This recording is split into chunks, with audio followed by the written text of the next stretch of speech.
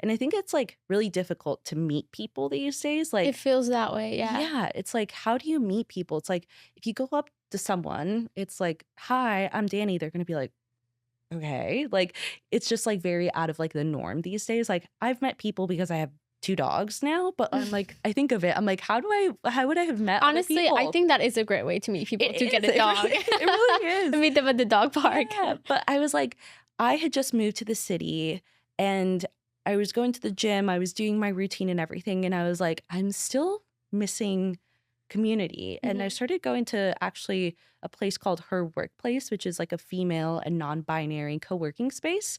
And that kind of like really propelled this idea of like, I should create that space Yeah. because I already knew how to like push the content out because of like my like content career stuff. Mhm. So it kind of came really naturally. I mean, I know there are so many different groups that like do that very thing, you know what I mean? Like you didn't invent this, you like creating a new group.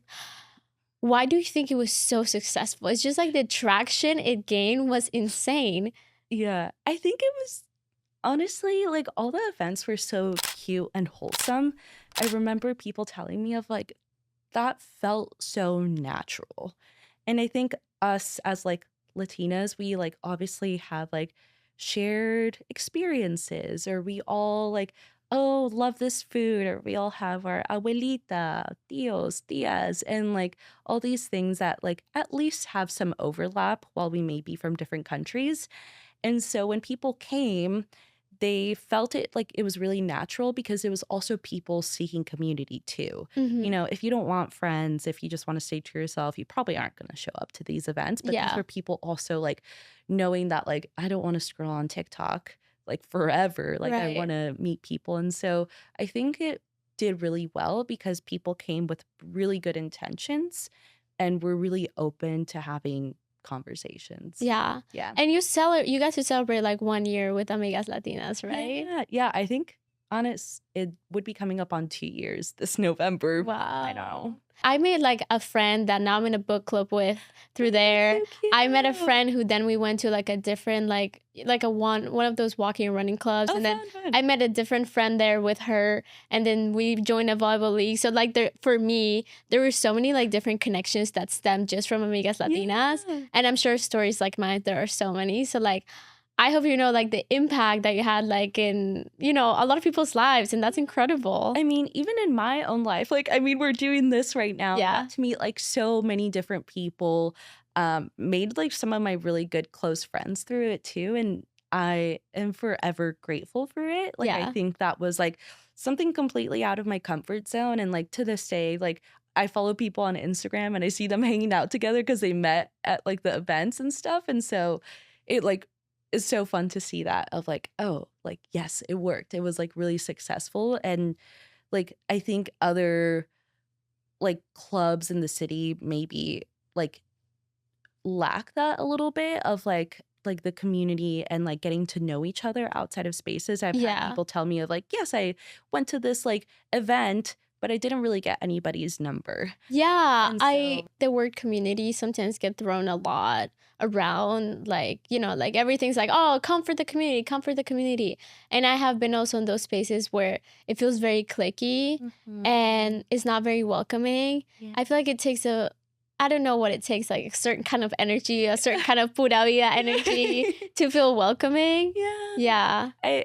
I think, like, just being, like, Latinas and having, like, that shared baseline of, like, wow, I can actually, like, come to events and I can speak in my, like, mother tongue. Like, I can speak in my language or I can speak Spanglish. Like, even if you don't speak Spanish, like, you probably know some words, you know? Yeah. And so I think that is also felt, like, very natural for people where some of those other events, as amazing as they are, might not feel as comfortable sometimes. Yeah. So let's talk about I'm sure the difficult decision to Yeah. like pause indefinitely the group, and like, you know, how do you continue your content creation? Yeah, so almost like a year ago, I decided to pause the group after having it had for like a year. So it grew so fast that I just don't think I was prepared for that growth. So I was like the sole owner of it. And since it grew so fast, I'm like, whoa, I'm like charging people for these events. I need to make it like an LLC. So I was going back and forth with like some other community groups, Corporate Pero Latinos, like Sophia, the founder, amazing. She like guided me a lot through like, should I do like an LLC? Like, what have been some of the hardships of making it a nonprofit? And so I had to make those decisions myself. And I'm like, I don't know. Like, I'm just a girl. Like, I don't know what I'm doing. I'm a 27-year-old Yeah, teenager. literally. I'm like, I'm a corporate teenager. I don't know what I'm doing. And so it was also like those decisions of like, okay, like I had to put my own money into it too to like launch it as well. Like it was never really profitable, which is fine. Yeah. But because it was like truly like a passion project, but there was times where people tried to buy it from me, or like I had to sit down and do like the accounting books, and I'm like, I don't really like this. Right. It And kind of took the fun away from it. exactly. And then I was also working like a full-time job at that point. I had actually quit my job and started like a new job towards the end too. And I'm like, I just don't have the time. And I really like to be intentional of like when I plan on an event, I want it to be cute, fun, wholesome. I like to have like little merch prepared for it or cute stuff like that. And I just felt like I couldn't show up in the way that I wanted to. And towards the end, I was like so burnt out that I was just like, I'm like, I want to show up for my community and I want to host a space that feels welcoming. Um, and another part of it too, it's like it's difficult to get volunteers or it's difficult to get support Mm, when it's like unpaid and just yeah. like a volunteer thing because I wasn't even paying myself. And so it's like, yeah, like sure, like you're open to helping some weekends, but it's like I would love to pay for like a full-time person, but like there was never the money for it. And Yeah. so when I would post things like, oh, like a graphic design volunteer, people would be like, well, why is it volunteer? I'm like, we don't make any money. And like the idea was always like with those volunteers, if they had like a podcast or if they had like their own small business, it was like to help them get more. Like a true collaboration. Exactly. Because I'm like, I can't really offer anything, which felt like really defeating because I was like, this has so much potential, but we just don't have the funds for it. So it kind of like came down to that of like, I needed way more support than I could. And it was also hard to manage like a lot of people. Like people would come to me, ask me questions, and I'm like, beats me. I have no idea. You're like, I know as much as you do. Yeah, exactly. But I had to be the one to like kind of like make the decision, and it kind of got to be a lot.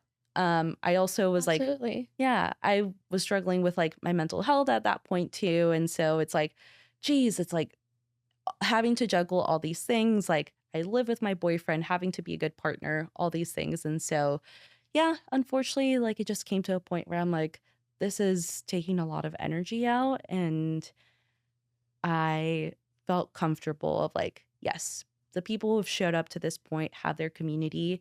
And I felt really confident too of like, if people came to me and asked me, like, well, why did you shut it down? Like, I could recommend like other groups in the Yeah. city, or even in LA and stuff. So, yeah. Have you found yourself in that place before of like wanting to give yourself to 100% to so many things and like feeling burnt out? Oh, yeah.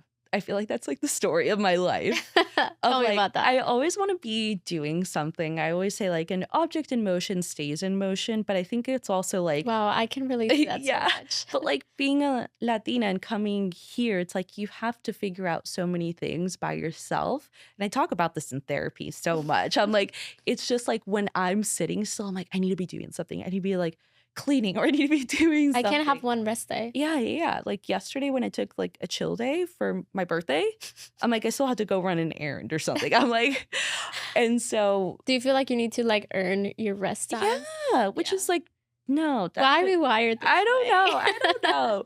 And so very much that of like I still have like an itch to do like things like that. But I've been very much challenging myself of like take it easy. You are allowed to have like slow periods in life where you're not just like giving it your all. Yeah. I think that's so important for like all of us to hear. Like, and even when I say that to my other friends, I'm like, damn, I really should be Yeah, listening I'm to like, what I'm saying. exactly. I'm like preaching to the choir.